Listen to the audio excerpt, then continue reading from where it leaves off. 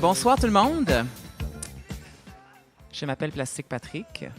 Ce soir, je serai accompagné de Michael Venus, le directeur exécutif de Never Apart. Bienvenue à la galerie Never Apart. Never Apart, c'est un organisme à but non lucratif basé à Montréal qui veut conscientiser et provoquer du changement à travers l'art et la spiritualité. Ce soir, le volet numéro 2 de notre série des légendes rencontre avec des artistes innovateurs comme notre invité de ce soir, Bruce Labruce. Bruce est un réalisateur canadien qui pousse continuellement les limites et les bornes de l'art et de la pensée. Il compte à son actif plus de 20 courts-métrages et longs-métrages, tous aussi sexy les uns que les autres. Même s'il a été banni en Australie, on a vu ses films de par le monde. Mesdames et messieurs, Bruce Labruce.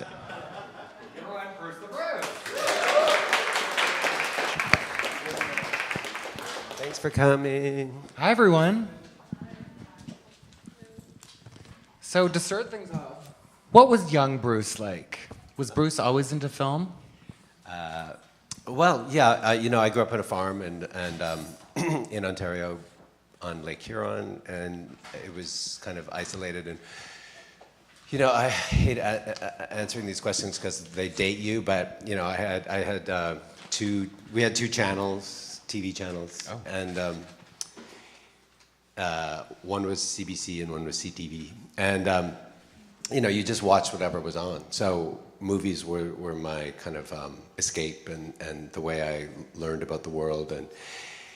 And that there was nothing like, when I was a kid, like whatever age between 8 and 16, and just this incredible movie would come on TV. I mean, apropos of No Skin Off My Ass, when I was, I don't know, in my teens, early teens, That Cold Day in the Park came on TV on CBC, and I was like so freaked out and so mesmerized by the film, and I was like, oh my God, this must be like what pornography is like, because it was so weird and creepy and interesting, and it was about a hustler and a spinster, and she locks him up in her guest bedroom, and it's all very unsavory and weird, and it had a huge influence on me. So I think so. Yeah.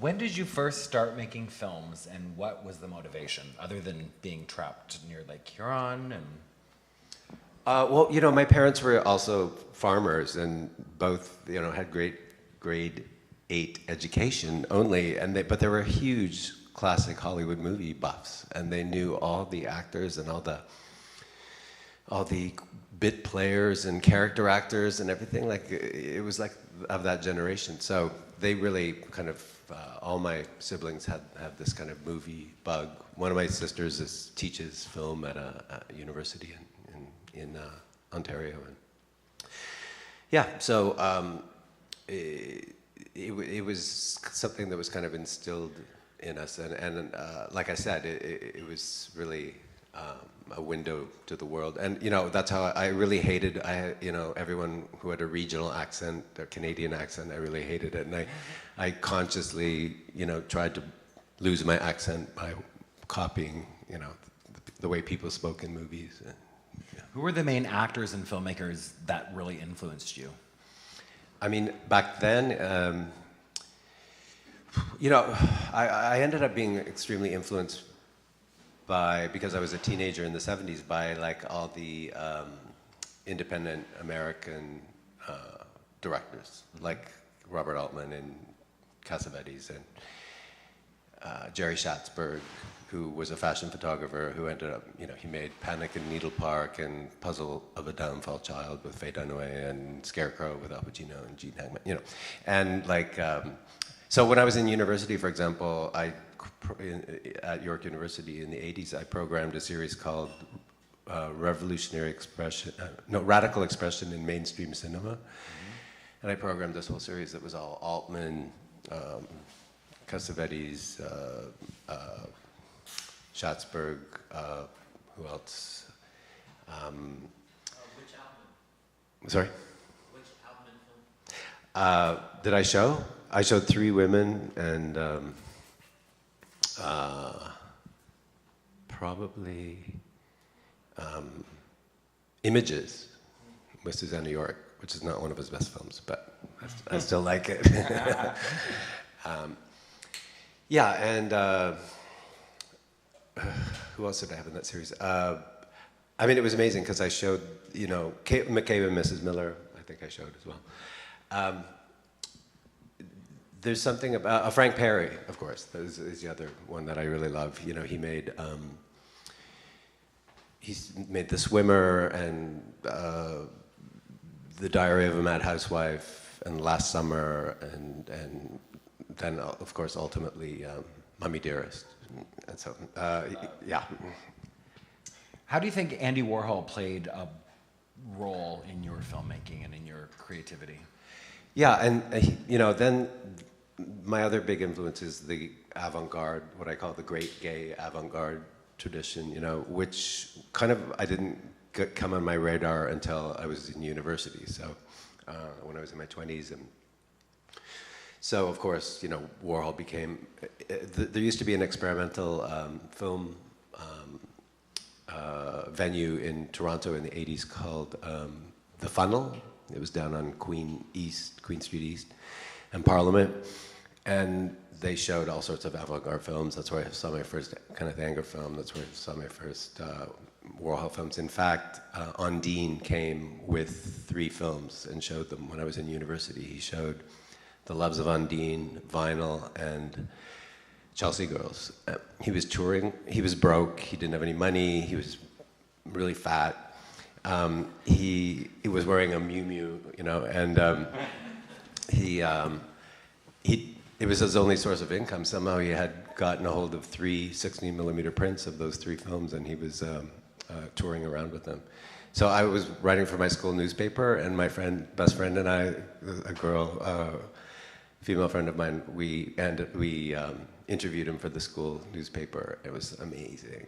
Were you starstruck? Totally. I mean, he was talking about this new opera that he was going to do, which may or may not have been, you know, maybe only in his mind. You know. And he was like, it's truly Wagnerian in scope. Oh. And I remember he talked about Gerard Malanga, who he really hated, and he was like, Gerard Malanga and Benedetta Barzini. It's like, and he's like, I'm Dante and she's my Beatrice. And he goes, shut up or I'm gonna hunt you down on the street and shoot you like a dog. He was like really full of that anger that was his most, you know, his usual mode was anger. So, yeah. Let's go way back and talk about JD's. Sure. Tell the audience maybe they don't know.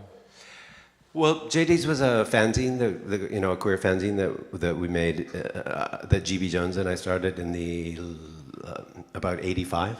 Really quick, tell us who GB Jones is. GB Jones is was in a band called Fifth Column, which is, you know, a kind of legendary punk band from Toronto. I mean, I call them feminists. They didn't really call themselves feminists necessarily, but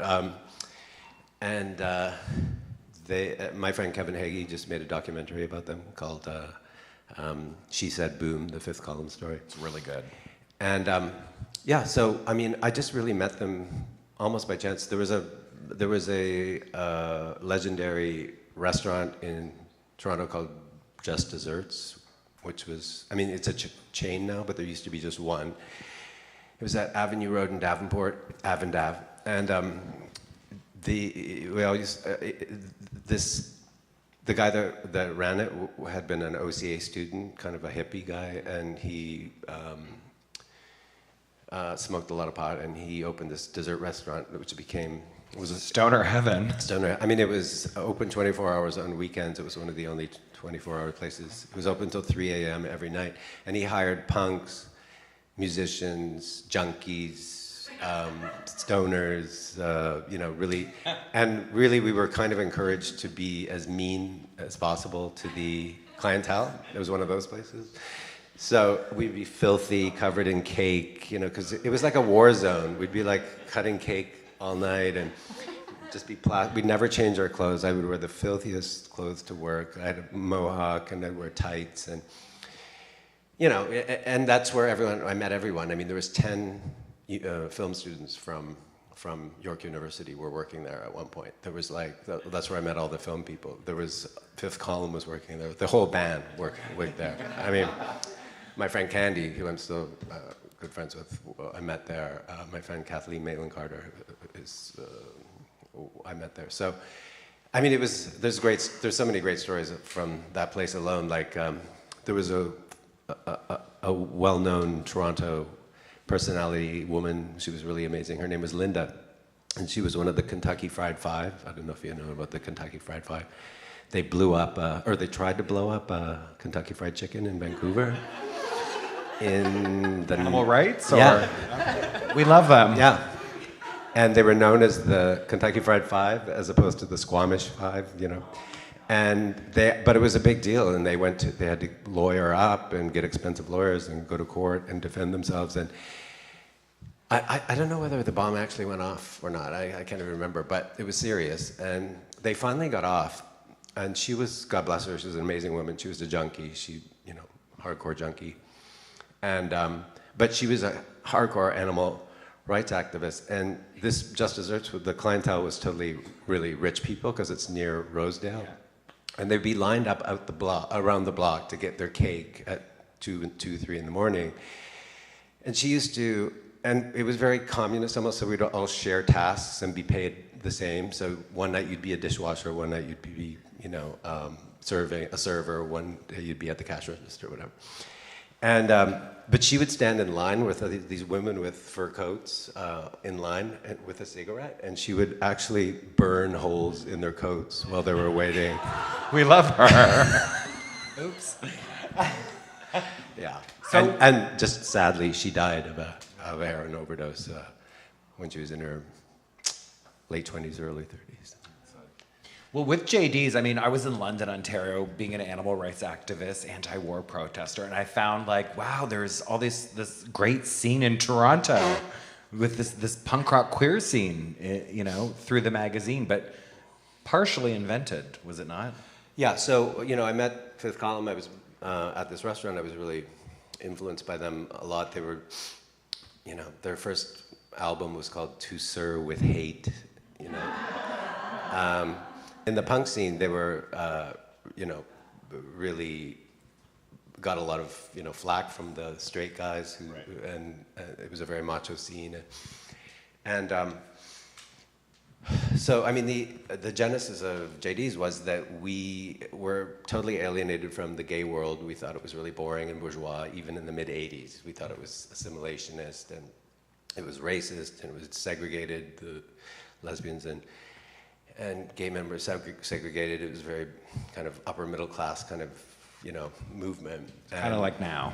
Well, kind of, we never imagined how bad it would get now, you know? I mean, it was bad enough back then. Now I look back at that era and say, like, you know, clones, they used to call them clones in the 70s and 80s, these gay men who wore white shirts, jeans, sneakers, or boots, and, you know, short hair, one earring.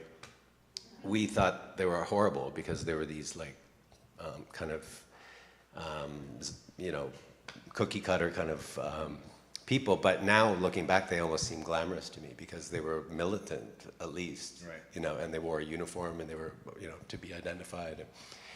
But, you know, we were alienated from that scene, and so we turned to the punk scene at that time. We thought it was, you know, it was a youth movement. It was more interesting politically, aesthetically, style-wise, you know.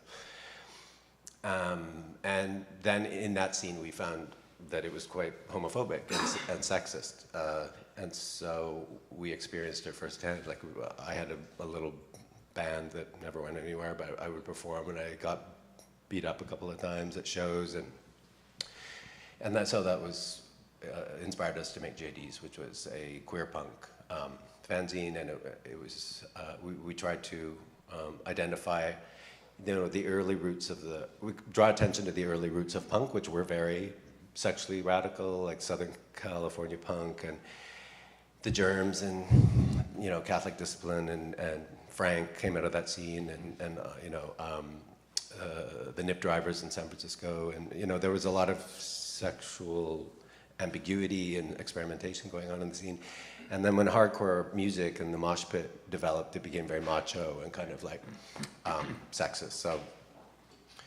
So yeah, our idea was to push this queer punk thing in their face and be very adamantly gay and or queer, and that included using gay pornographic material. So we put a lot of found gay porn in the in the fanzine, and in the early Super 8 movies we started to make.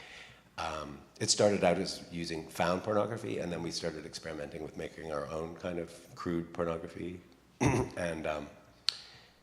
But the impetus was really to be just really kind of provocative and unapologetic about showing queer representation.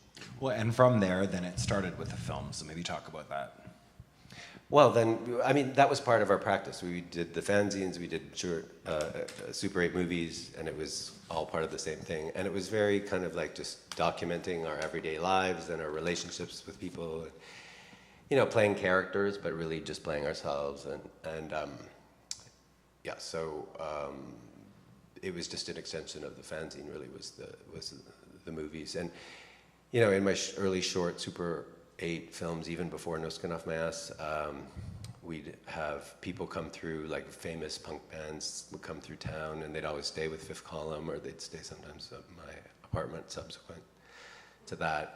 Like Dave Dichter from Millions of Dead Cops, the famous, punk band, legendary Bay Area punk band, stayed at our house, and I shot him having sex with a groupie in our bathroom, and that was in one of our short films. And Jodie Foster's Army stayed with us, when they were passing through Toronto, and it was just kind of the punk scene was very much bigger and much more it was a circuit. Like there was dedicated punk venues in Toronto, like at least 4 or 5 of them, where punk bands played every week. Every punk band from all over North America and the UK would be playing all the time. It was a very kind of political and kind of very strong scene that we were. But we were always felt like the interlopers or the outsiders in that scene. Right. I mean, from then till now, how do you think Toronto, Canada has changed as far as when you were developing that? Well, the punk scene actually is much more interesting now in a certain way, because there's a venue in Toronto now called Sheebie-Jeebies, and it's really just a kind of illegal, almost like squat in a basement up on Lansdowne and DuPont sort of area. And does anyone know? I'm sure people know it. And I went to see, I just took Gaspar Noé there during the Toronto Film Festival. and the band that was headlining, I can't remember the name right now, Girls Against... Gloss, yeah. Girls... Living outside society's shit. Living outside of society's shit? Is that it? Yeah, Gloss. They were the headlining band. And actually, VCR was opening for them. They're good friends of mine now. And they played at my TIFF party, actually, VCR. They're 18. They're amazingly cute. But anyway, this Gloss is fronted by a trans woman. And, it's a much more inclusive... This is only one aspect of the punk scene, I guess, but it's much more inclusive. It's much more,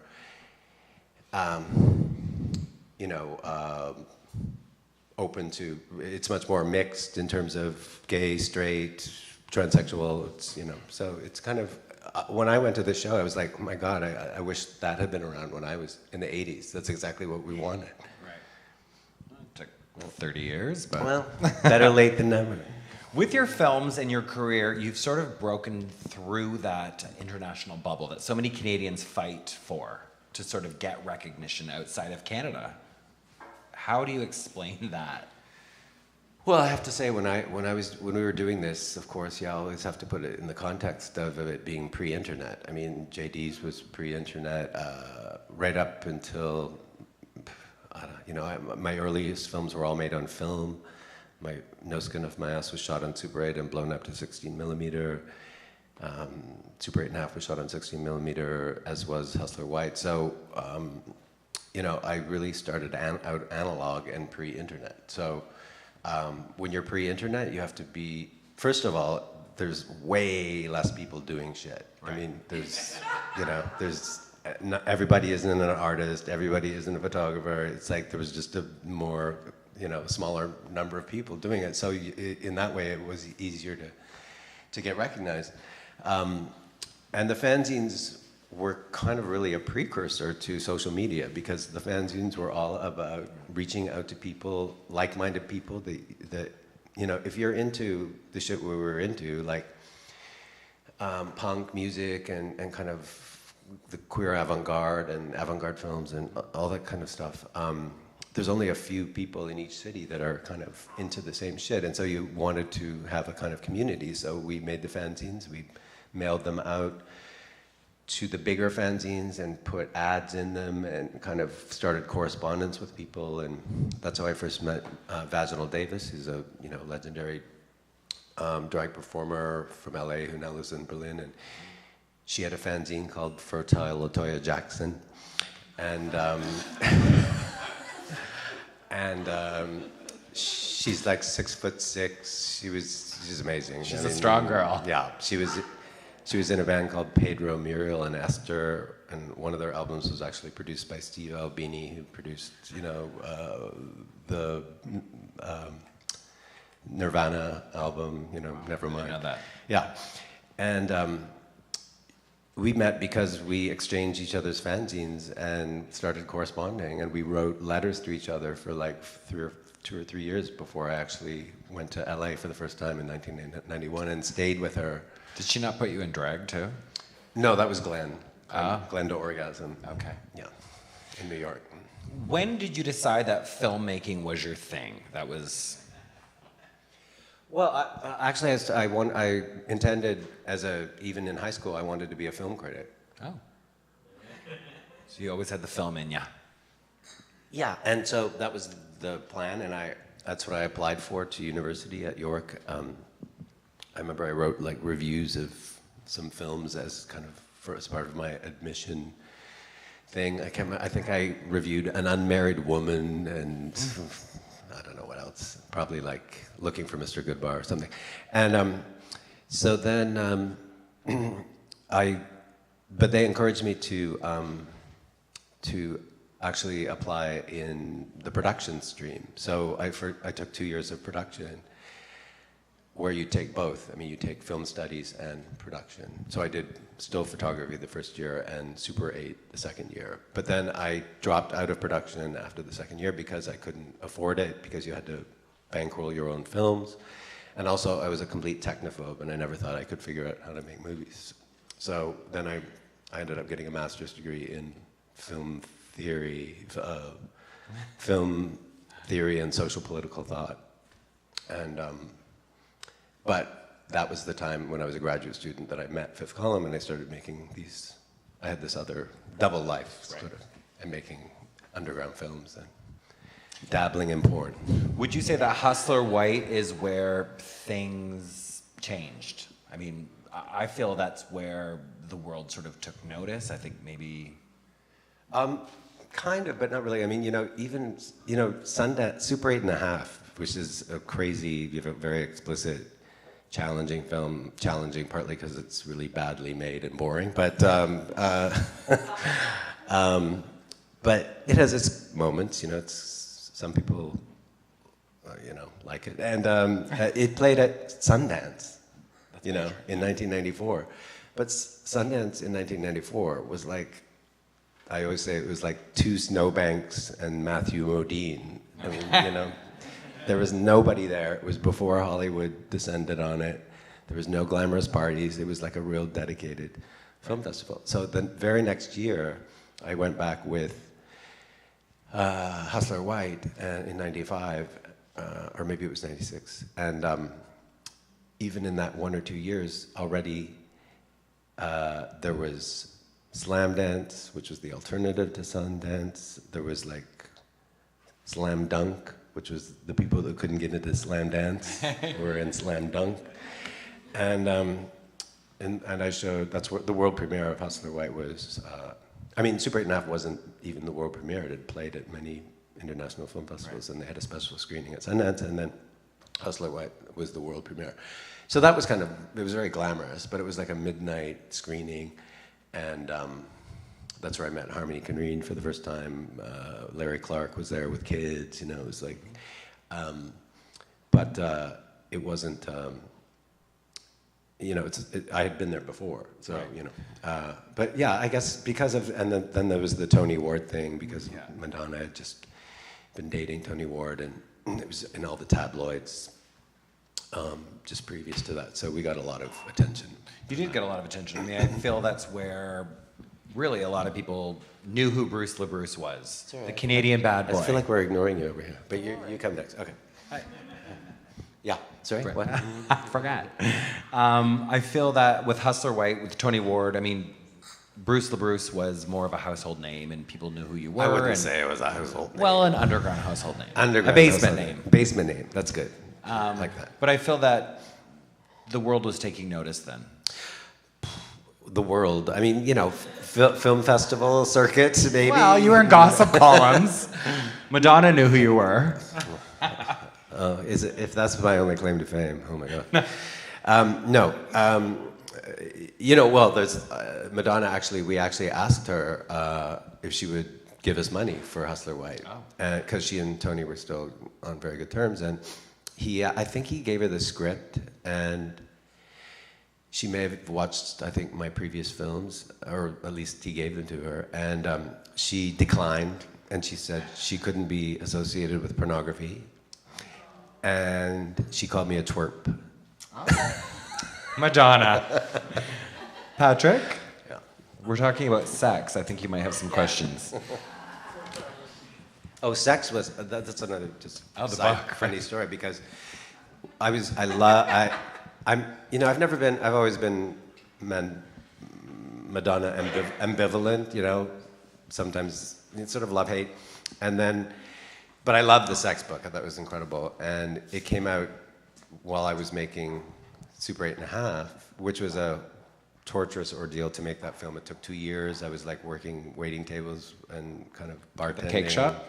No, it was a new place I was at, which is another place where you could be mean to the customers. It was called the Hacienda. Yeah, it was on Queen Street.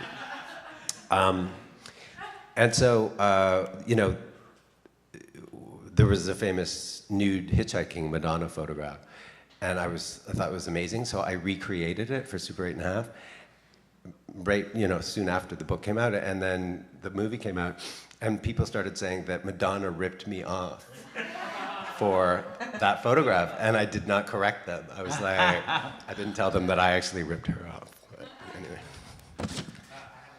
Oh, wait. We're gonna open things up to the audience Yeah. just a bit.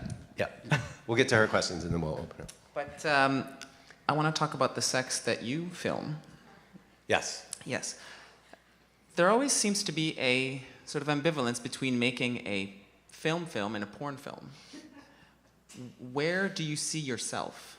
Yeah, I mean, that's a huge sort of, that's the crux of my work, really, because I started making what I thought was porn. So like I was talking about earlier, we started using found porn images and using them from magazines. You know, there was an amazing gay magazine called In Touch, which from the 80s, and then it was called IT for a while. And the art director who became the editor eventually is this guy named Jim Yowsling, who lived in LA, and he loved punks. So he would always put photos of punks in this gay porn magazine. And it was an amazing magazine. I have all the back issues.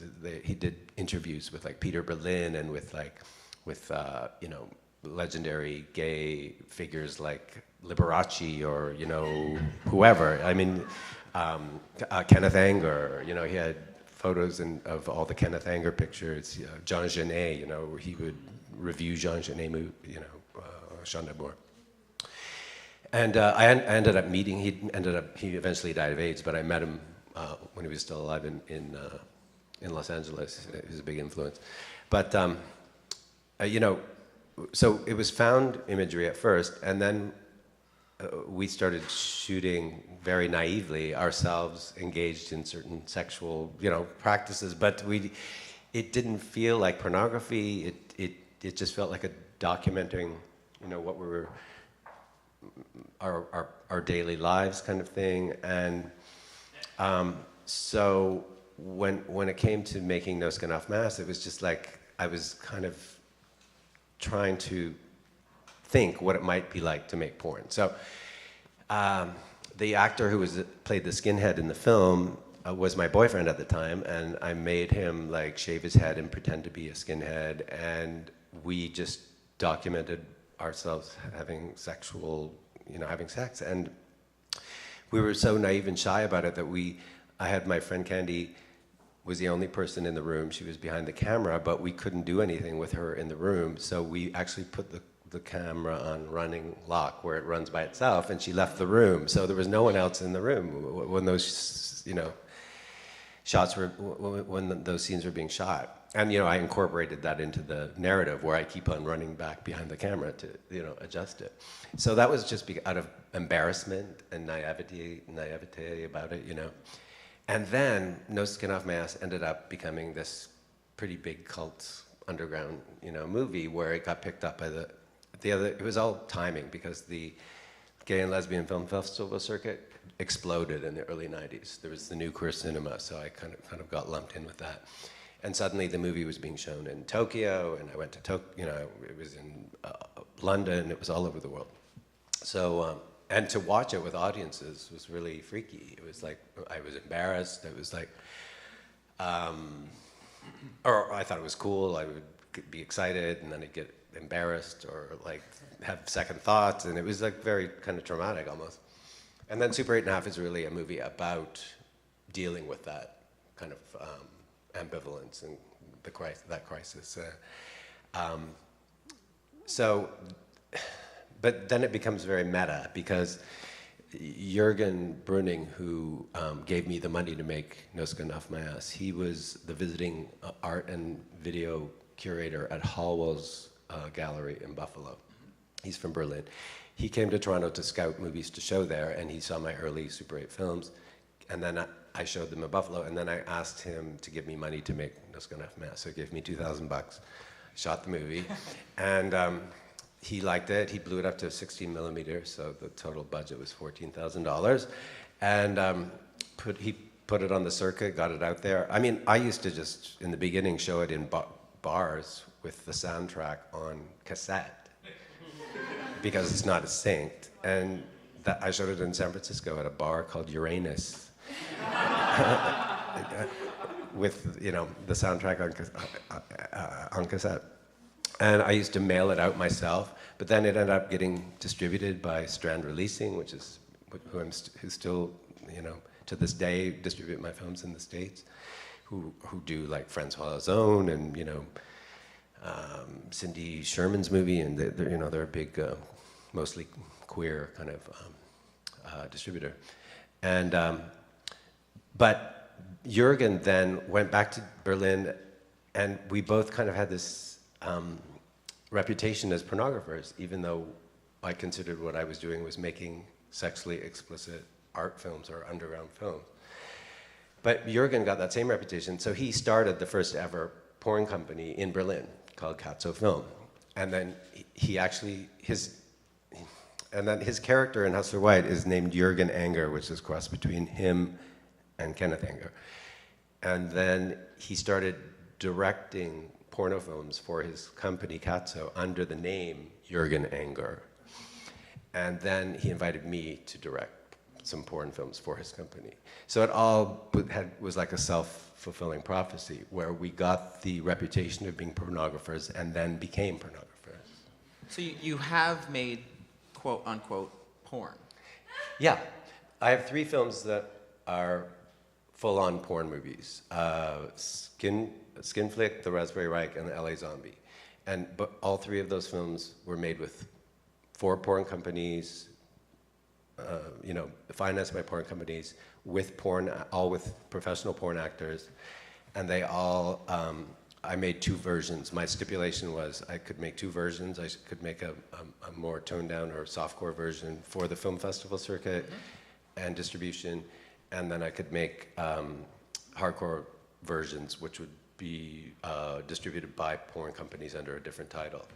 So if you watch LA Zombie Hardcore, for example, it's like 120 minutes with full-on 15-minute fuck scenes and like really hardcore, almost like industry-style porn. I saw the wrong version. Yeah.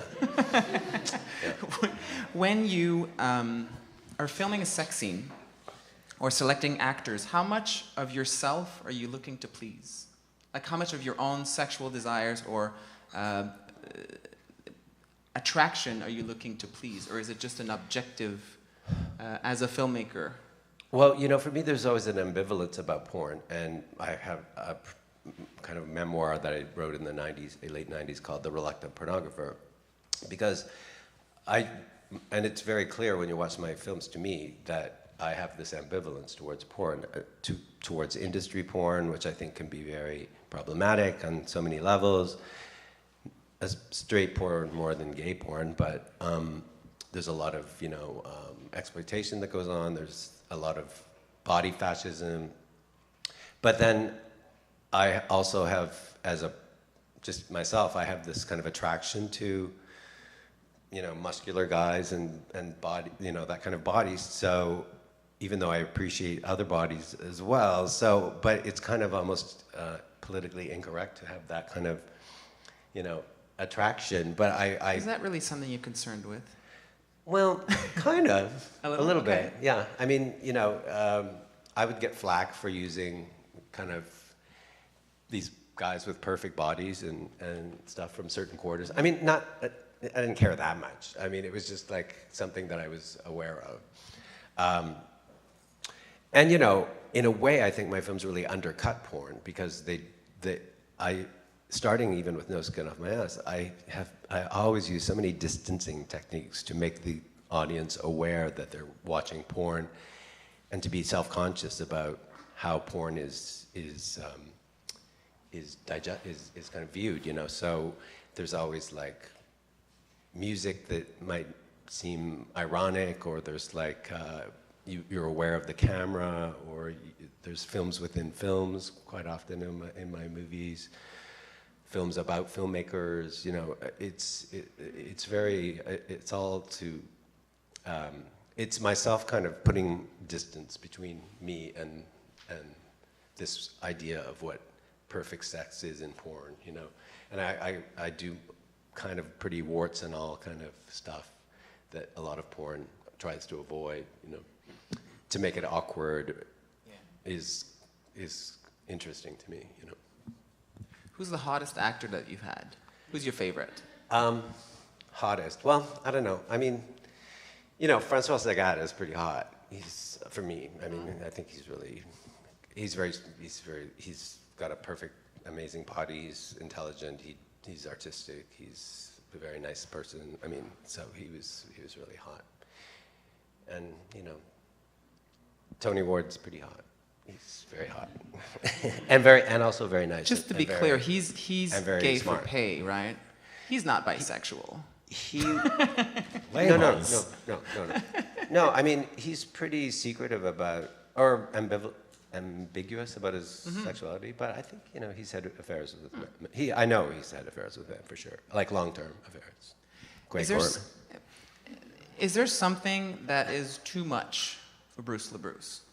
Something that you won't put on film just because your views? Well, I mean, you know, part of my thing was, as I almost joked to myself, inside joke, it was like, at a certain point I felt like I was always trying to outdo myself. What can I do next to go further?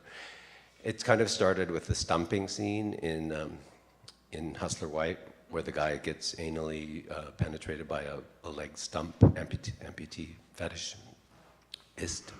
And so I was like, okay, how can I outdo myself? So then in Skin Flick, I had a neo-Nazi skinhead jerking off on a copy of Mein Kampf. And I was like, well, that's pushing it pretty far.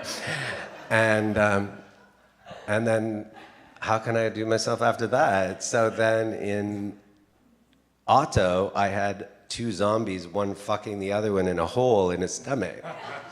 I was like, well, that's pretty far. And then I even pushed it further with Ellie Zombie, where I actually had, the whole movie is about an alien zombie who finds dead bodies and fucks them back to life. It's rejuvenating. So, you know, I'm a big fan of exploitation films and avant-garde films, camp, you know, and it's just kind of like almost like a badge of honor to be able to push, you know, things as far as you can. But to do it not just for me, there has to be something else going on. I mean, for me, it's a political statement. Skin Flick for me, is an investigation about the historical relationship between homosexuality and fascism. You know, so, and the problematics of like adopting, at that time, all the gay men in London and Berlin were dressed like skinheads, and you couldn't tell who was a Nazi and who wasn't, you know. So, you know, it was commenting on all of that, and you know, for me, it's not just about the provocation or the shock. It's also about the meaning of the context. Right. Would you ever make a movie where there is no sex? Well, I kind of did. I mean, Gerontophilia really is the first film I ever made without sexually explicit scenes. So yes. True. But one where when it's not about a relationship per se, or a physical relationship. I shouldn't I? Yeah. I don't want to lure you in any direction. I'm enjoying them. Yeah. Yeah, I don't know. Maybe I'm in a rut. No, I mean, you know, part of it is that, for me, is my generation. I come from pre-liberation gay, right? So I went through that whole, you know, the movement, and a lot of, I think, maybe younger generation, you know, queer people don't quite understand how the gay movement was driven by sex. It was the engine of the movement. It was about fucking your brains out all the time and like really being adamantly, militantly sexual. And that's part of what my whole, you know, generation was about. Some people call it the velvet rage, you know. And so, for better or worse, I mean, that's what I come out of. So maybe there's a new dimension that I can enter now. I mean, I have two films in development that are both really about about sexual fetishes, really. So. So it's your thing. Maybe. Bruce, if there was a biopic made right now, who would play you? God.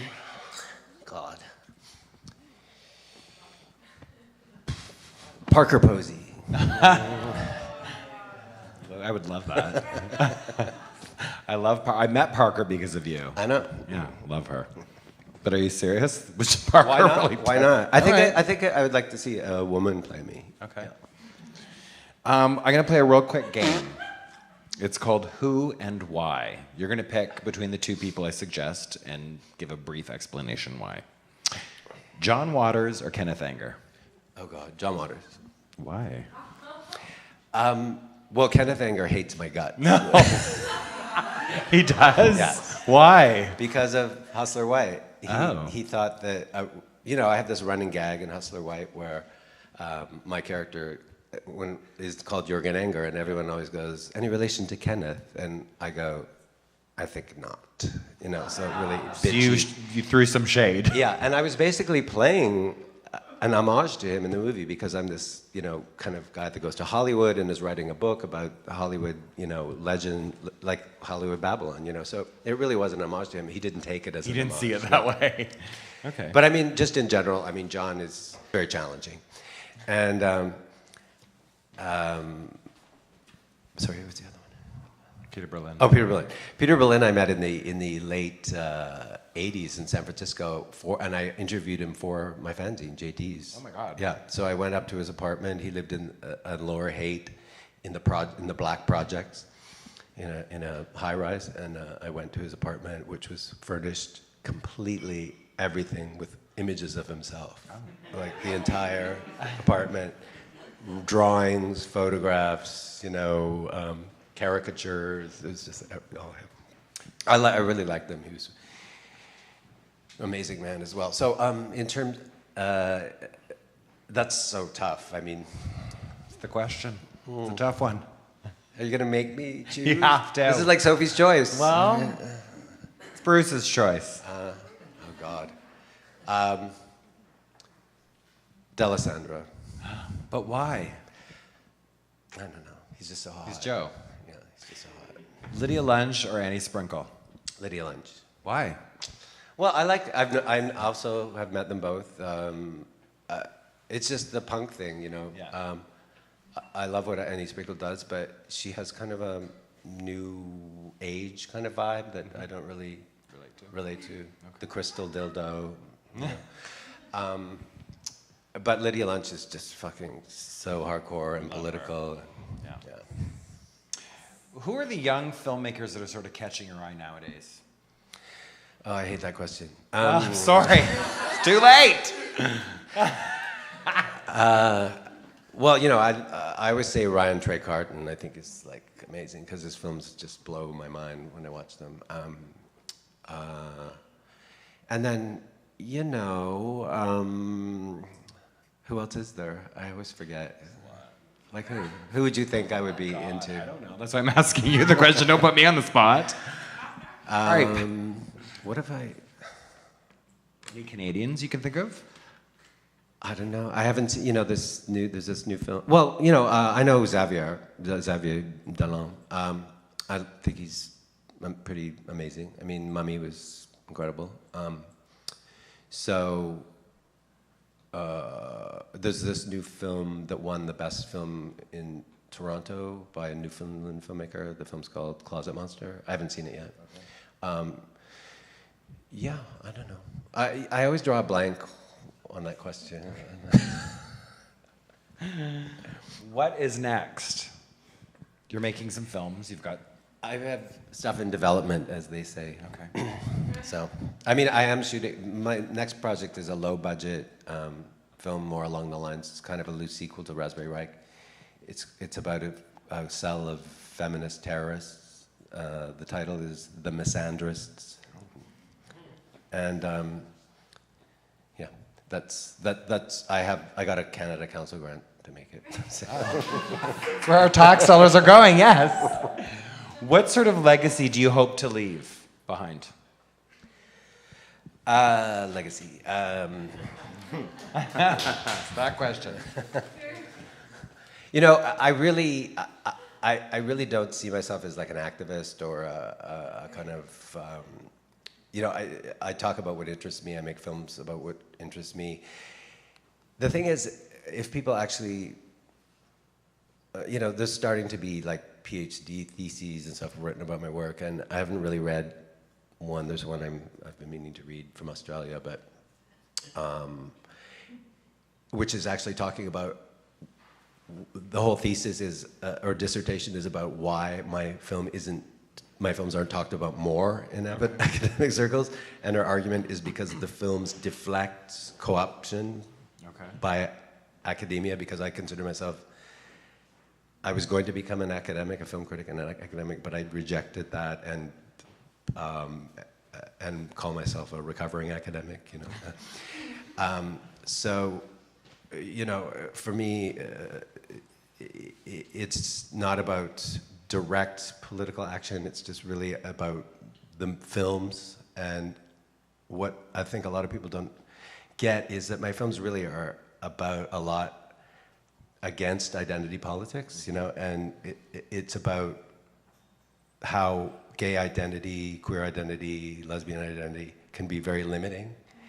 And quite often my films are about characters who have homosexual sex but do not identify as homosexuals or have ambivalence about it. And yeah, so I mean, for me, that's what makes my films different and maybe more, to me, interesting. Patrick, do you have anything else before you open things up to the audience? What else do you talk about after Legacy, man? Do we have any questions? If you guys want to come this way with a question, if you have one. It was about the porn industry. Like, how was it making porn films? Yeah, I could talk more about a little about that because it was very weird when I first made my first porn, which was Skin Flick, which is a porn about Nazi skinheads who end up breaking into the house of a mixed race gay couple and sexually terrorizing them and raping them. And so it was very hard. Anyway, that's kind of another story.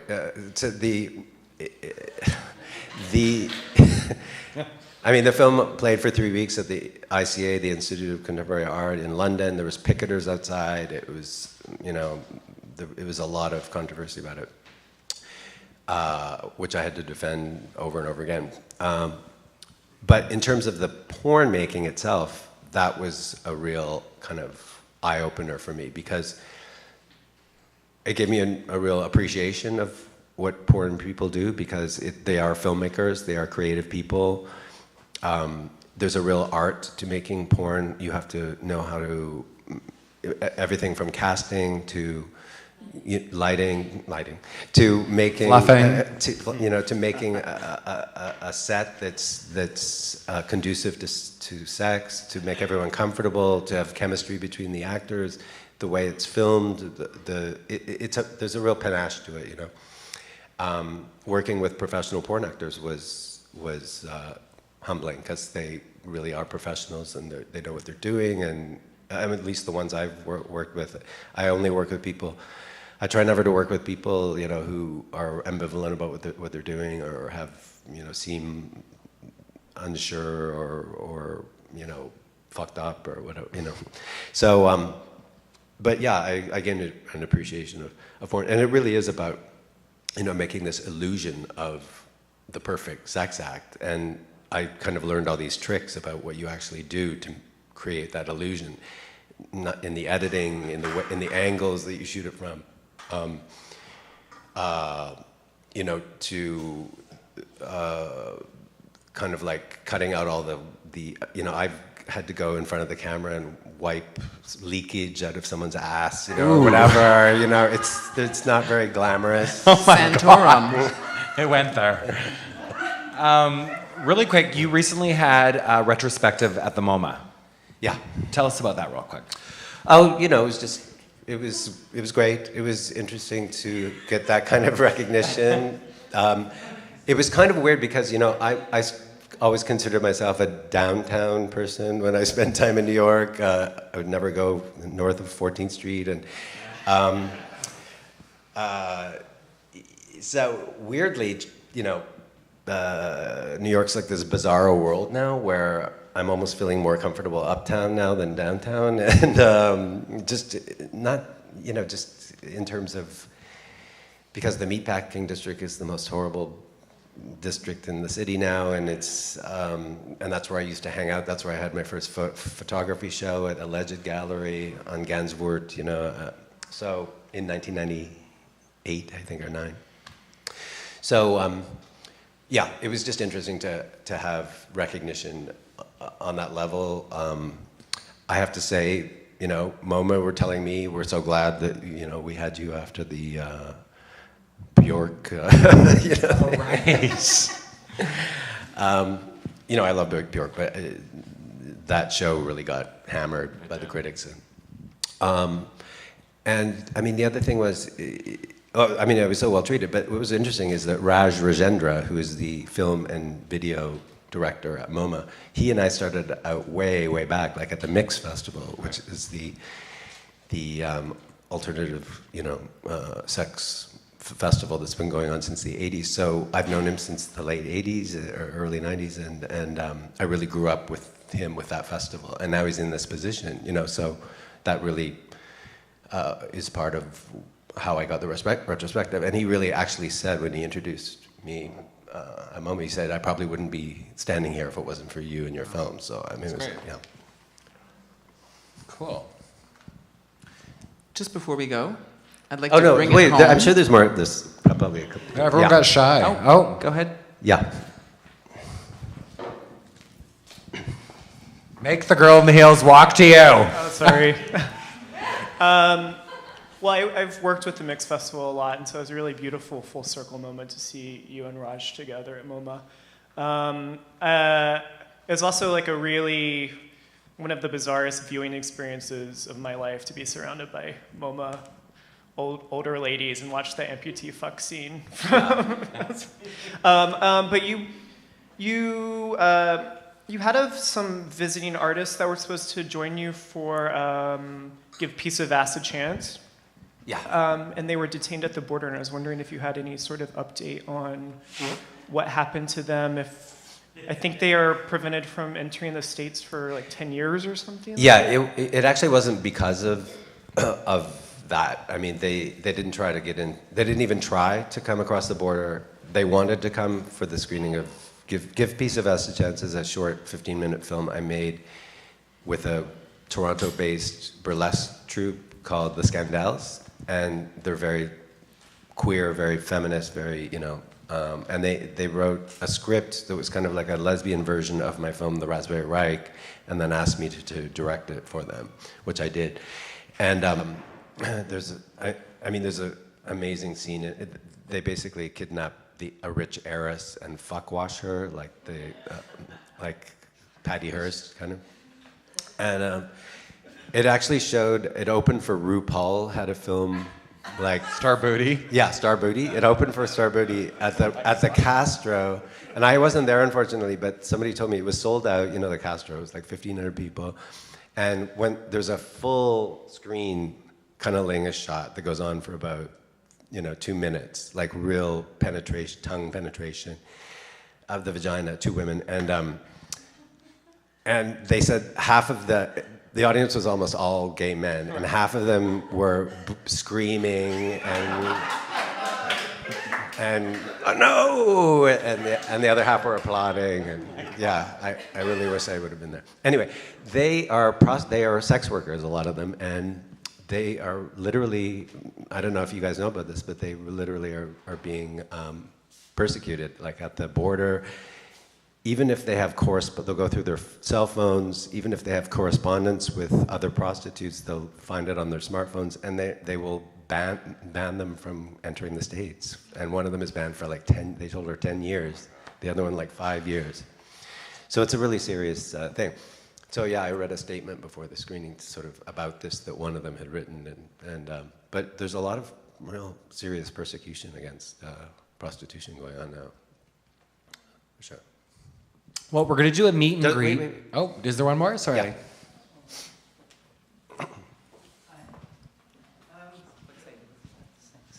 Just want to ask you really quickly, with the soundtrack to the film that we just watched, you had a really excellent choice of mixing the music and the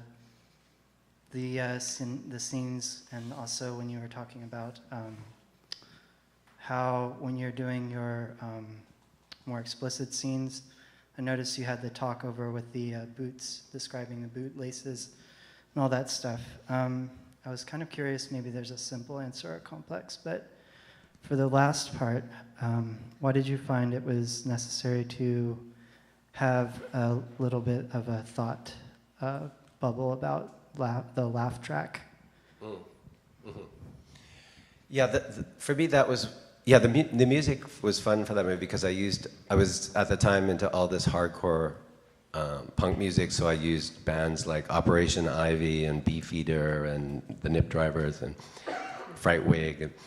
And then I also used all this movie I just stole from Hollywood soundtracks. So there was from whatever, like The Love Machine and The Arrangement. And but for that final scene, it was like, first of all, I mean, obviously the whole movie was post-dubbed, so I could really say anything I wanted in the movie. But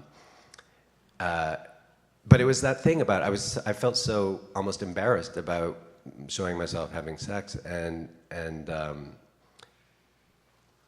it was almost like a preemptive strike, like to say, okay, before everyone else laughs at me having this awkward sex, I'm gonna laugh at myself. So that's where I came up with this idea of like having the laughter on the soundtrack, as if people were already, you know, anticipating the reaction of the audience in a way. But it goes back to what I was saying about this idea of using distancing techniques, because I was never really totally comfortable making porn, and kind of, in a way, not being afraid to admit that. So. Yeah, sure. Yeah, with you talking about the skinhead film, that was sounds like it was particularly controversial. And you were saying that they were picketers and that you had to defend against that. So I was just curious as to what your defense would have been and what they would have been picketing specifically against. Yeah, it's really interesting, because for me, you know, porn is about, it goes toward political correctness, and for me, porn is a way where people can really work out their most politically incorrect and kind of dark and, you know, fantasies through porn, you know, vicariously. So it's not about trying to control your thoughts because they may be bad or immoral. It's about acknowledging it and working it out, hopefully in a way that isn't completely, you know, offensive in terms of the way that the actors are treated, or if they're exploited, or if they know what they're doing. I mean, that's part of it as well. Very early on, I actually had a motto, which was I would never ask anyone to do anything in a film that I wouldn't do myself, which is why I didn't perform sexually in my early films. But getting to that, I mean, the first, you know, there's a rape scene in the film, and it's a hardcore sex scene where one of the white skinheads rapes a black, mixed-race black man. And what you're supposed to do in porn is really rape. There's a lot of rape in porn, as you know. And what happens usually is that the person who's getting raped gives in at a certain point and starts to like it. And, you know, I feel ambivalent about that. But in one way, I think like I said, it's a way for people to kind of work out these kinds of fantasies. In another way, you can say it's totally horrible and offensive. So what I did was I had the character not give in. And he's crying through the whole, or fake crying or whatever, through the whole scene, which makes it very disturbing, because he doesn't give into that thing, you know, like the convention. So for me, you have to take the whole narrative into account, where finally, in the end, they do get punished for what they did, but there is kind of it's not black and white, because then the white boyfriend of the black guy who's raped ends up raping the guy that raped his boyfriend. So in a weird way, he's like, let the punishment fit the crime, but he's in a way he's also a rapist. So it's very morally ambivalent.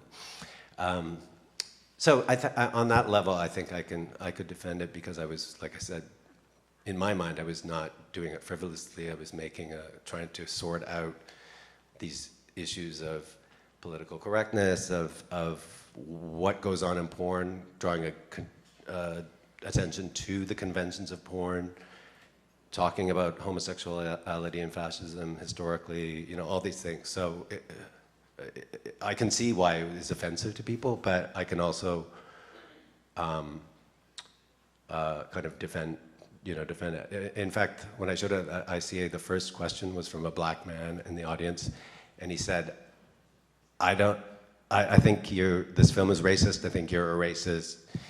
And I was like, well, this is what this Q&A is about, so let's talk about this. And he says, I don't talk to racists, I don't engage with racists, and he walked out of the auditorium. So, and then we went on to have like an hour-long discussion with the rest of the people who are willing to talk about it. Yeah, so it sounds like you're kind of using like a shock factor to just bring up really controversial issues to bring it to light. Is that right? Because I mean, that's what you said. That you go on and on, pushing your limits in your further films to see how far you can go. Yeah, I mean, when gay men start dressing as fascists, then it's a fetish. It's a sexual fetish, and they're kind of not concerned. It's partly a style thing, and they're kind of, it's a domination and submission scenario, but they're putting it in a sexual context. So it doesn't have to be offensive because you know that you're playing a role, right?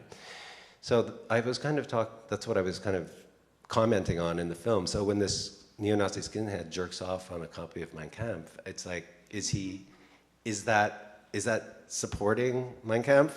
Or is that like doing the worst thing, defiling it, There's that weird ambivalence there, like why, that's a very loaded image, Anyway, on that note. Thank you everyone for coming. We're gonna take about 5 minutes, so get yourself a drink and then we'll do a photo op and a meet and greet with Bruce. So thank you so much for coming.